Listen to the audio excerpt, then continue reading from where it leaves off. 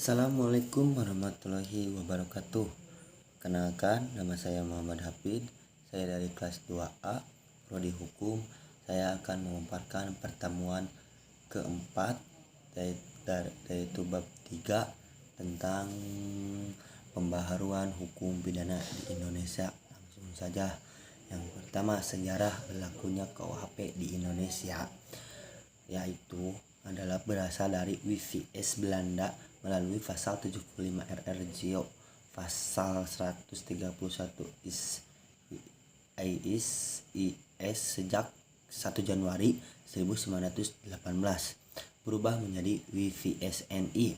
Selanjutnya melalui UU No. 1 tahun 1946, WVSNI berubah menjadi KUHP. Alasannya diadakan pembahasan KUHP adalah yang pertama alasan politis, yang kedua alasan sosiologis, yang ketiga alasan praktis, yang keempat alasan adaptif, yang ketiga cara-cara melakukan pembaharuan KUHP, yaitu terbagi dari beberapa bagian. Yang pertama diskriminalisasi, yang ketiga diskriminalisasi, rekriminalisasi, yang keempat depenalisasi, yang kelima mitigating, yang keempat metode pembaharuan KUHP pada saat, yaitu terbagi beberapa bagian. Yang pertama evolusi atau evolusionis, yang kedua kompromis, yang ketiga global. Alasan diadakan pembaharuan KUHP adalah alasan politis. Apa alasan politis? Negara Indonesia adalah negara yang merdeka. Oleh karena itu sewajarnya kalau memiliki KUHP yang sifatnya nasional, yang merupakan hasil ciptaan bangsa Indonesia sendiri. Dengan menggunakan KUHP warisan kolonial Belanda, dapat diartikan bahwa secara politis Indonesia masih dijajah Belanda. Alasan sosiologis adalah dalam KUHP warisan kolonial Belanda masih ditemukan atau terdapat nilai-nilai budaya dan agama di Indonesia yang tidak diatur dalam KUHP, bahkan tidak mendapatkan pengaturan. Oleh karena itu, dengan adanya KUHP buatan bangsa Indonesia sendiri diharapkan dapat membuat aturan-aturan yang mencerminkan nilai-nilai budaya dan agama yang dianut di Indonesia. Misalnya adalah hukuman mati. Dalam KUHP Belanda sejak tahun 1896 dicabut dan tidak berlaku lagi. Tetapi dalam WVSNI masih berlaku. Dalam WVSNI tidak mengatur tentang perbuatan homoseksual, kumpul kebo, perbuatan cabul, dan lain-lain yang dilakukan oleh orang dewasa.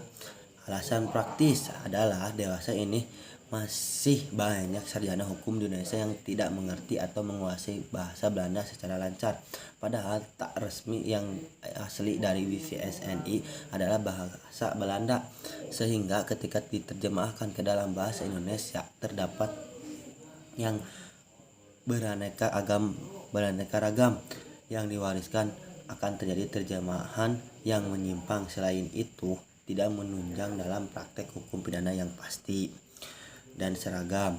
Atas dasar itu selayaknya Indonesia mempunyai KUHP dengan teks resmi bahasa Indonesia yang baik dan benar. Alasan adaptif, sebagian dari bangsa-bangsa Indonesia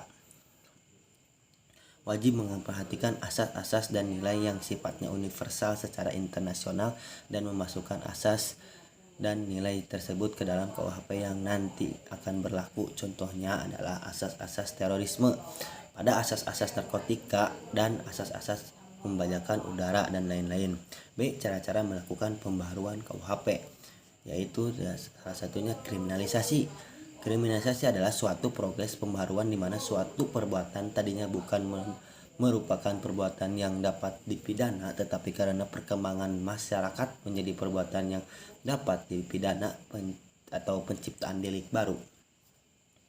Pembaharuan ini diakhiri dengan terbitnya undang-undang baru. Contohnya adalah Undang-Undang Nomor 1 VNVIS atau 1965 tentang penodaan agama. Terhadap UU ini ada kritik dari Profesor Omar Seno Aji yang mengatakan bahwa Undang-Undang Nomor 1 tahun 1965 DO pasal 156 KUHP bukanlah delik agama, tetapi merupakan delik yang berhubungan agama atau penodaan agama. Alasannya karena kalau delik agama harus diatur secara rinci tentang agama, misalnya tentang penghinaan agama, kitab suci, nabi, ulama, dan lain-lain. Yang lalu diskriminasi adalah suatu proses pembaharuan yang tadi suatu pembuatan itu dapat dipidana karena perkembangan masyarakat menjadi perbuatan yang tidak dapat dipidana atau menundakan delik. Itu contohnya seperti pasal 534 KUHP terbatas hanya pada petugas atau penyuluh keluarga berencana atau sifatnya terbatas. Lalu Undang-Undang Nomor 17 Tahun 1967 tentang penarikan cek kosong. Menurut undang-undang ini, setiap penarikan cek kosong adalah tindakan pidana akibat dari adanya undang-undang. Tidak ada orang yang mau melakukan transaksi dengan menggunakan cek karena takut dikenakan sanksi pidana.